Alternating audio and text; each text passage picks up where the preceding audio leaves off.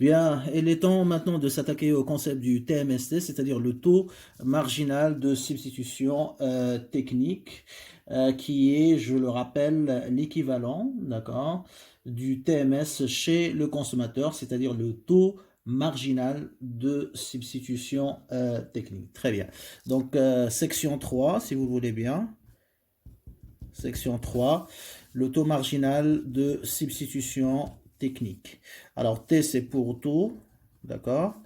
Marginal pour M, ok? De substitution, donc S pour substitution et T, bien sûr, pour technique. Très bien. Donc, je vais revenir sur les composants de cette appellation, hein, donc, dans quelques minutes.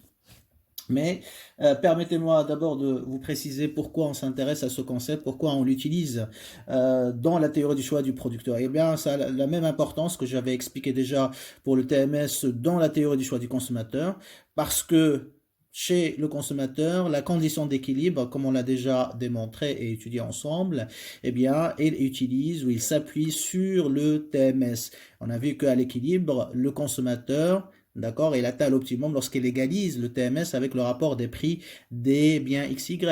Eh bien, c'est la même chose qu'on va démontrer par la suite pour le producteur. Il atteint l'équilibre ou l'optimum lorsqu'il égalise justement le taux marginal de substitution technique avec le rapport des prix des inputs, des facteurs de production. Donc, c'est à peu près le même rôle, la même mission, hein, donc, qui est accordée à ce TMST chez le producteur. Très bien.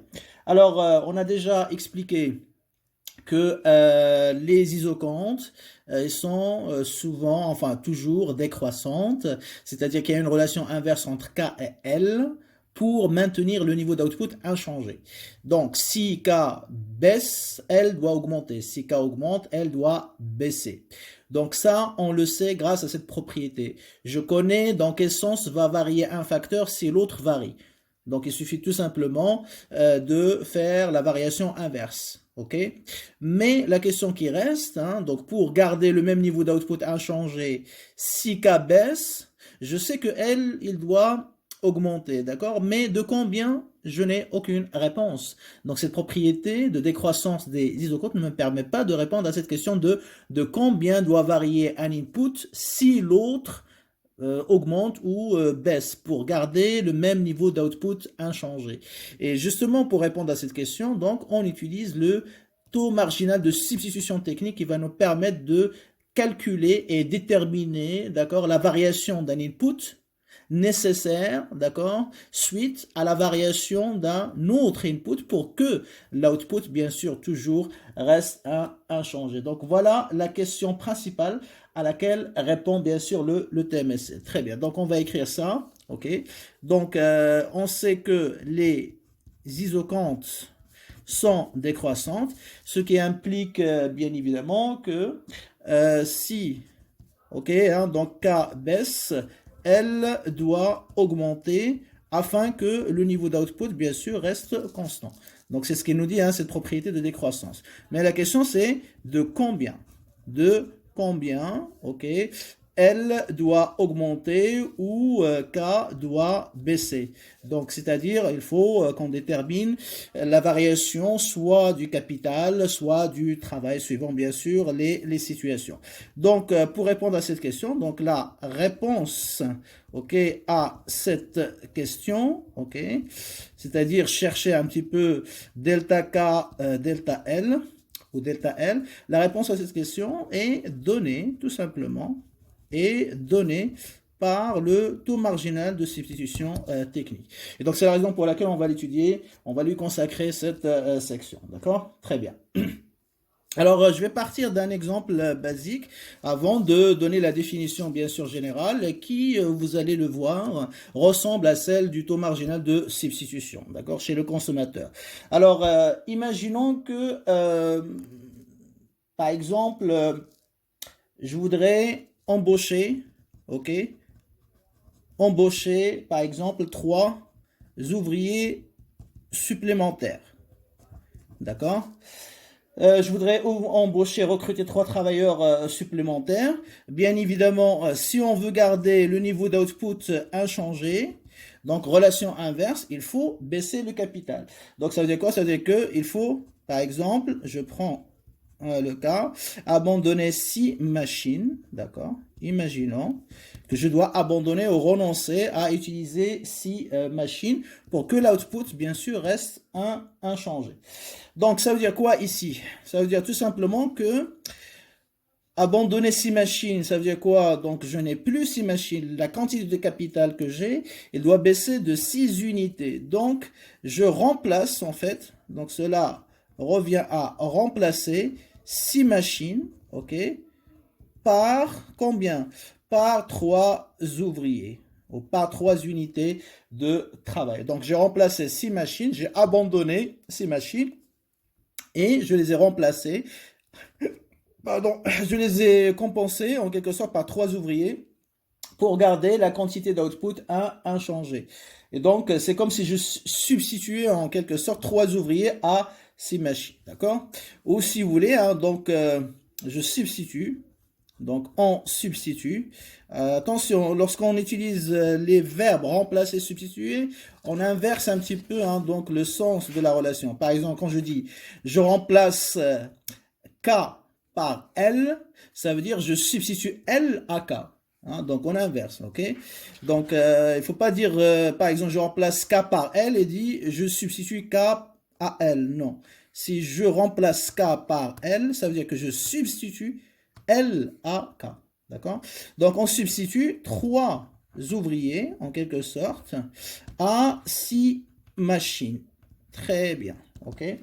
À 6 machines. Oui, si vous voulez, donc pour avoir 3 ouvriers supplémentaires, sans que l'output change, il faut que j'abandonne en tant que producteur, il faut que j'abandonne 6 machines. Alors maintenant, la question que je vous pose, c'est pour avoir un ouvrier supplémentaire, ok, donc je vais écrire d'abord cette phrase, donc ici, donc pour avoir 3 ouvriers supplémentaires, donc il faut, hein, donc c'est la condition, il faut abandonner, ok, abandonner 6 machines. Très bien. Afin, bien sûr, que l'output reste inchangé, ok. Maintenant, la question c'est pour avoir un seul ouvrier supplémentaire, combien il faut abandonner? Bien sûr, il faut abandonner, donc si on fait un calcul mental rapidement, il faut abandonner 2 machines, bien sûr, donc pour que l'output reste toujours fixe, ok? Très bien. Donc ça veut dire en fait que 2 machines sont remplacées par un ouvrier. Chaque 2 machines, donc 2 machines, sont remplacées, ok, par un ouvrier. Pour que l'output, bien sûr, ne change pas. D'accord? Et donc, 2, finalement, donc 2, c'est le taux de remplacement ou de substitution. Le taux de remplacement ou de substitution. OK? Ou de substitution. Eh bien, ce 2, c'est ce qu'on appelle le taux marginal de substitution technique. C'est-à-dire qu'il m'indique, ou il mesure, combien il me faut abandonner de machines pour avoir un ouvrier supplémentaire.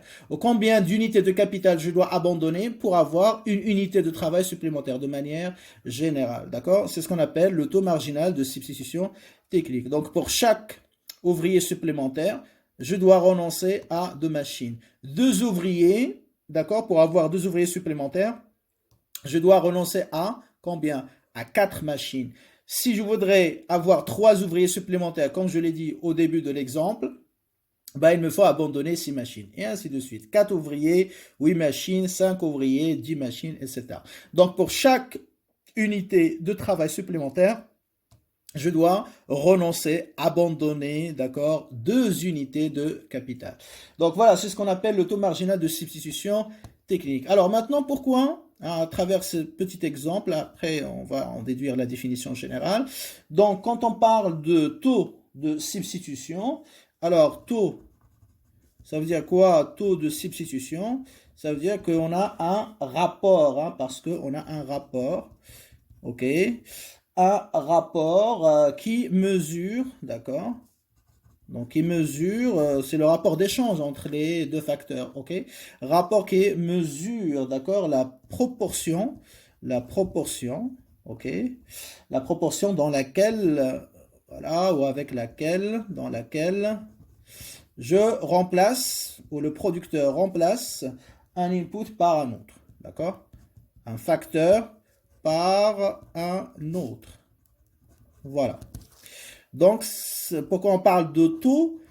Taux, parce qu'on a un rapport, et on va le voir dans la définition, hein, parce que le TMSC est égal à un rapport, ok, de substitution, donc de remplacement. Donc, ça indique le rapport de remplacement, le rapport d'échange aussi, hein. Donc, on peut l'écrire aussi. C'est un rapport d'échange, ok, entre inputs. C'est pour ça qu'on l'appelle taux de substitution. Très bien. Alors, substitution, enfin marginale. Pourquoi on l'appelle marginale? Eh bien, parce qu'elle est calculée, ok, pour une unité de travail supplémentaire. Donc, même si on vous dit par exemple, il faut abandonner 6 machines pour avoir 3 ouvriers supplémentaires, 3 unités de travail supplémentaires. Donc, il faut calculer pour une unité supplémentaire de travail. Donc, il faut faire la conversion. Et donc là, on calcule toujours, hein, la base de calcul, c'est toujours par rapport à une unité de travail. Soit un travailleur supplémentaire, soit une heure de travail supplémentaire, suivant bien sûr les exercices et les applications. Donc, l'essentiel, c'est toujours calculé par rapport à une unité supplémentaire de travail. Et bien sûr, technique.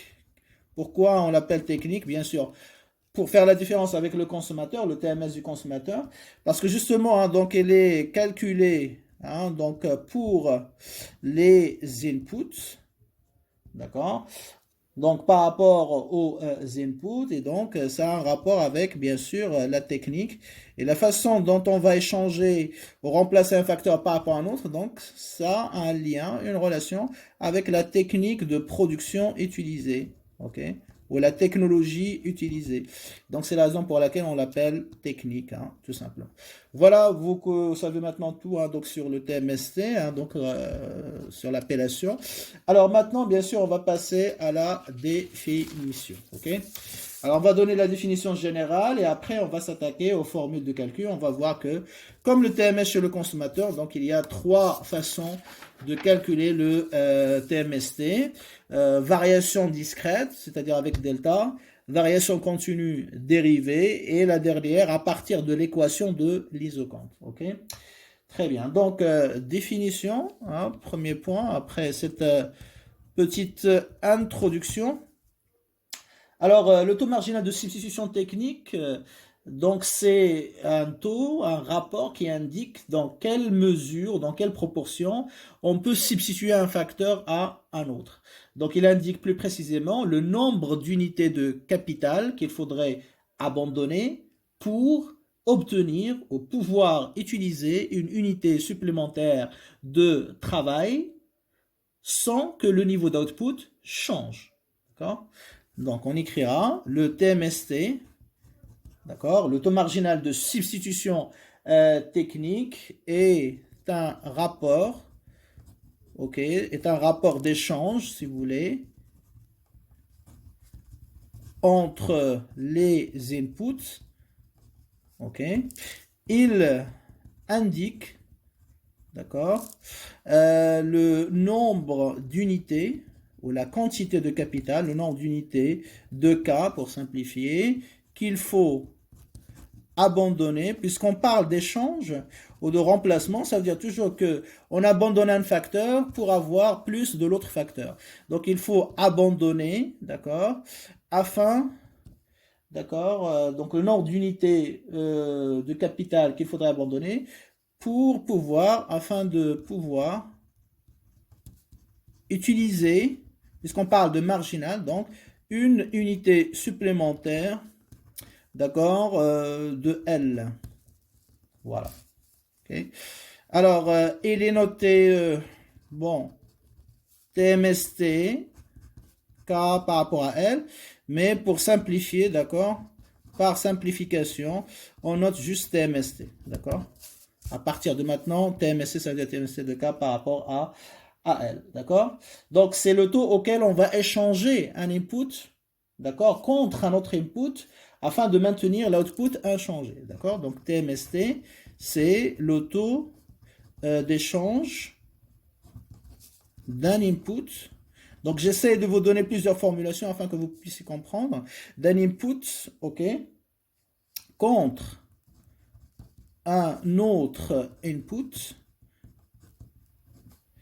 afin de garder, bien sûr, l'output inchangé. Ok? Voilà un petit peu la signification. Très bien. Donc, combien il faut que je vous donne d'un input pour obtenir une unité supplémentaire de l'autre input?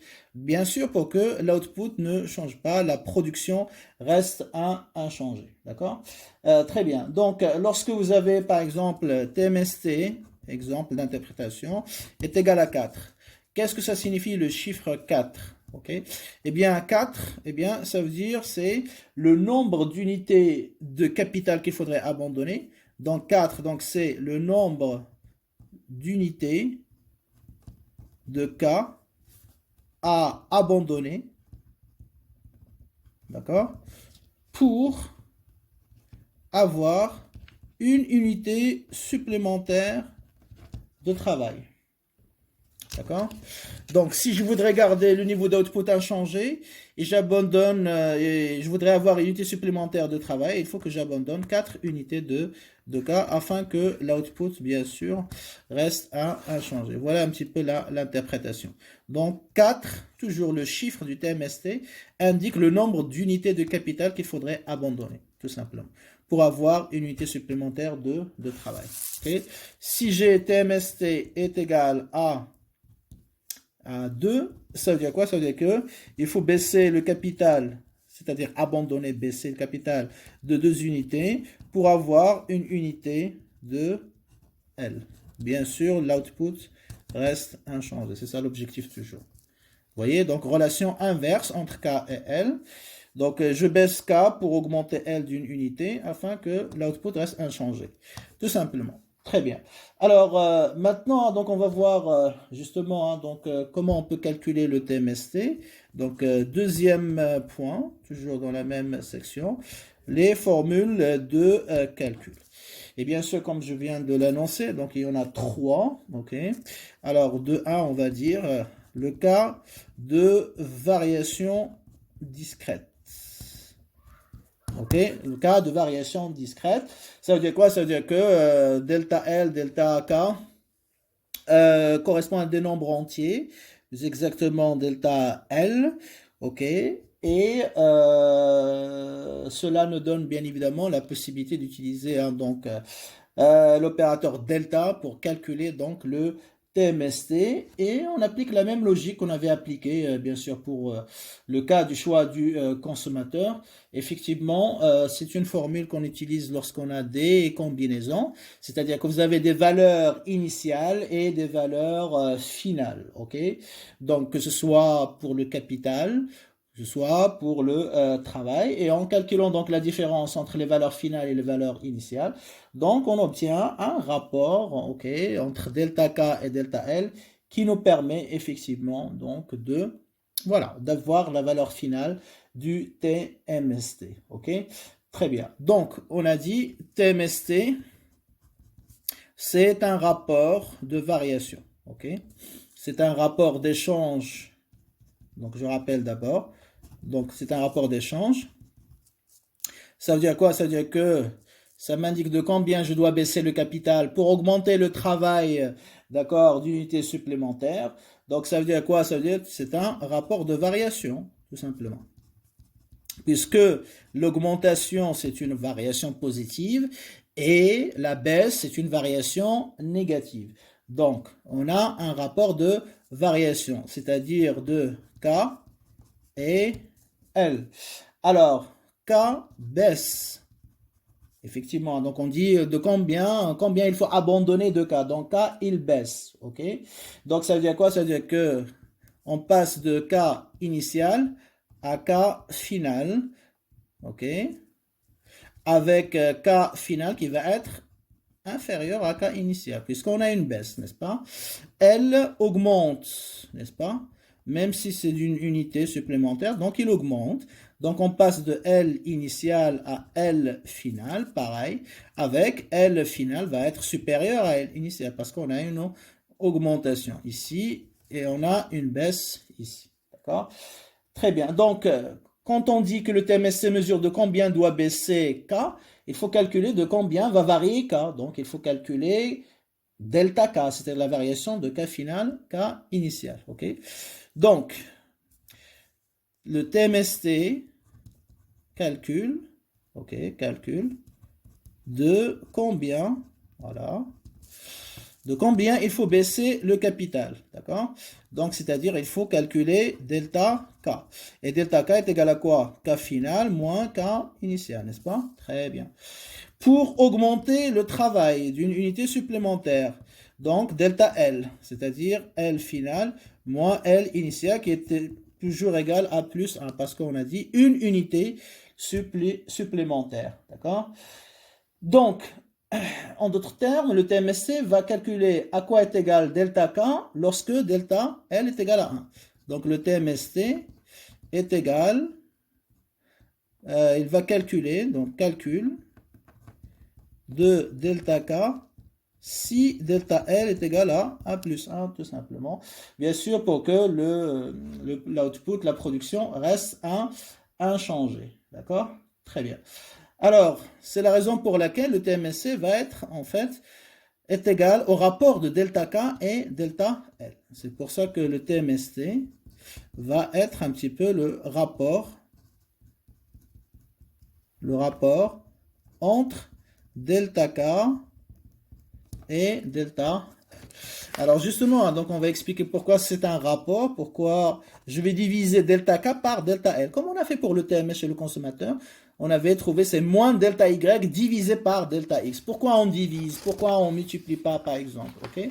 Donc c'est intéressant comme question. Très bien. Alors justement, hein, donc parce que imaginons je reprends mon exemple de tout à l'heure. Pour avoir, je crois, deux ouvriers supplémentaires. Ça veut dire quoi? J'augmente L de 2 unités, n'est-ce pas? Très bien. Donc, delta L est égal à plus 2. On est d'accord? Très bien. Alors, il faut abandonner. Donc, il faut abandonner, si je reprends mon cas, abandonner 6 machines. Bon, imaginons, voilà, 3 ouvriers, je crois, dans notre exemple, on avait pris. Si mes souvenirs sont bons, excusez-moi un instant. Voilà, 3 ouvriers, c'est ça. Il me semblait bien que c'était 3 ouvriers. Très bien, donc delta L est égal à plus 3. Tout simplement, augmenter L de 3. Il faut abandonner 6 machines. Donc ça veut dire quoi? Ça veut dire qu'il faut baisser le capital de 6 unités. Donc delta K est égal à quoi? À combien? Est égal à moins 6. Très bien. Donc, delta L qui est égal à plus 3 exige ou nécessite l'abandon de 6 machines, c'est-à-dire moins 6. Très bien. Alors maintenant, pour avoir le TMST, on sait très bien qu'il est défini par rapport à delta L est égal à plus 1. C'est-à-dire pour avoir juste un ouvrier supplémentaire, augmenter le travail d'une unité supplémentaire. Donc, si delta L est égal à plus 1, à quoi est égal delta K? Et ça sera justement le TMST. Donc, règle de 3. Ok, qu'est-ce que vous remarquez? Eh bien, on va avoir TMST fois delta L qui est égal à plus 3. Donc, j'écris directement, voilà, pour gagner du temps. TMST fois 3 plus 3 est égal à delta K qui est égal à moins 6 fois delta 1. Donc, c'est égal à moins 6 fois plus 1, bien sûr. Donc, TMST ici sera égal à quoi? Eh bien, est égal à moins 6 sur 3 est égal à moins 2. Et on va voir qu'on va faire moins avec moins, ça va faire plus. Donc, ça fait un TMST qui est égal à 2. Donc, qu'est-ce que vous remarquez? Eh bien, moins 6 ici, c'est quoi? C'est delta K, n'est-ce pas? Et plus 3 ici, c'est delta L. Autrement dit, TMS ici, c'est delta K sur delta L. Voyez? Donc ça, c'est avec l'exemple chiffré. Donc de manière générale, lorsque vous avez delta L qui est égal à une valeur, et ça nécessite, donc pour augmenter, positif bien évidemment, pour augmenter la quantité de travail, d'accord? d'une certaine valeur, donc voilà, positive.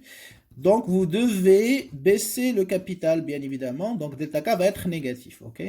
Très bien. Donc delta L exige delta K. Pour avoir la valeur du TMSC, l'expression du TMSC, donc on suppose que le TMSC est égal à une unité, c'est-à-dire que delta L est égal à plus A.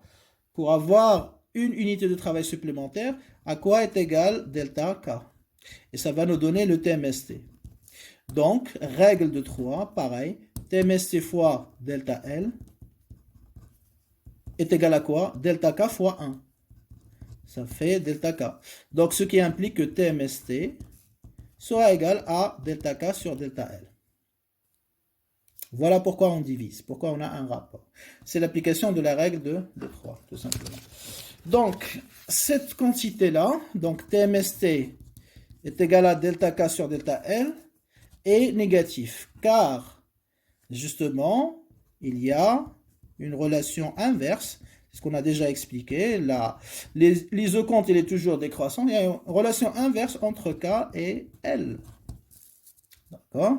Alors, pour la rendre positive, pour rendre le TMST positif, donc on peut faire la valeur absolue, mais la valeur absolue c'est un peu compliqué. Lorsqu'on va dériver le TMST, ça va être un petit peu difficile. Donc c'est le même raisonnement, la même justification qu'on a faite pour le TMS.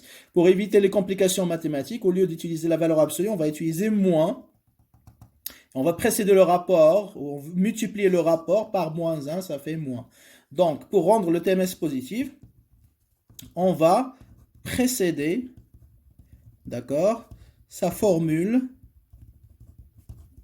par le signe moins, tout simplement. Ok? Et donc, le TMST deviendra, dans le cas discret, variation discrète égale à moins delta K sur delta L.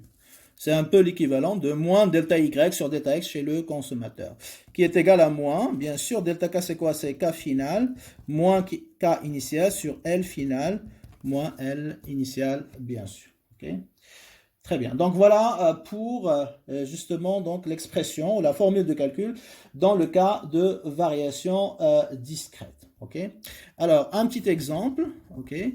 Imaginons que le producteur, d'accord, passe de la combinaison, on va l'appeler A, ok, 10, 5, à la combinaison B, ok, donc on va dire 6, ok,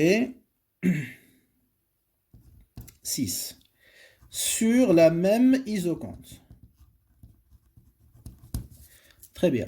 Donnez le TMST entre A et B. D'accord? Alors, TMST entre A et B. Donc, je vérifie. Donc, A, B appartiennent à la même isoconte. Donc, j'ai le droit. Donc, on peut calculer. On peut calculer le TMST entre ces deux points, bien sûr. On peut calculer le TMST. Donc, TMST A, B est égal, bien sûr, à moins delta K sur delta L, donc variation discrète, moins. Donc, B, c'est le point final, parce que je me déplace où le producteur passe du point A initial au point B final.